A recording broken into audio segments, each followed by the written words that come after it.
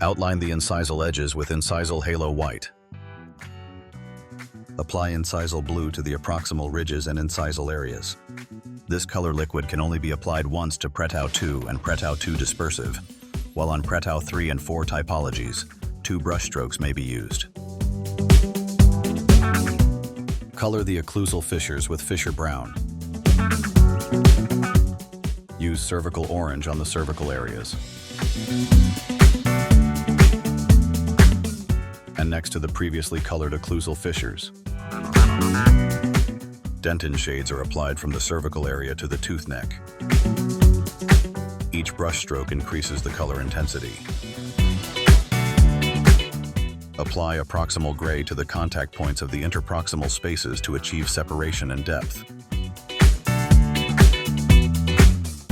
Allow the structure infiltrated with color liquid Prettau Aquarell Boost to dry under a lamp for at least 20 minutes before sintering it in the furnace.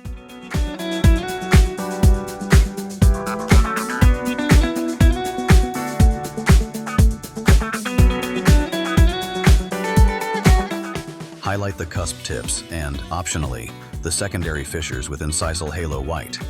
Color the occlusal fissures with Fisher Brown. Emphasize the cusp slopes and approximal ridges with incisal blue. Infiltrate the outer and inner cusp slopes with the proximal gray.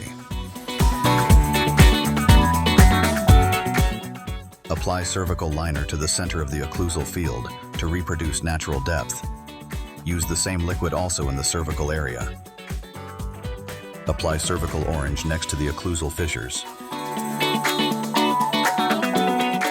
To increase contrast in the occlusal and cervical areas, apply dentin A, B, C, or D, depending on the blank color. Dry the final infiltrated structure under a drying lamp for at least 20 minutes before sintering it in the furnace.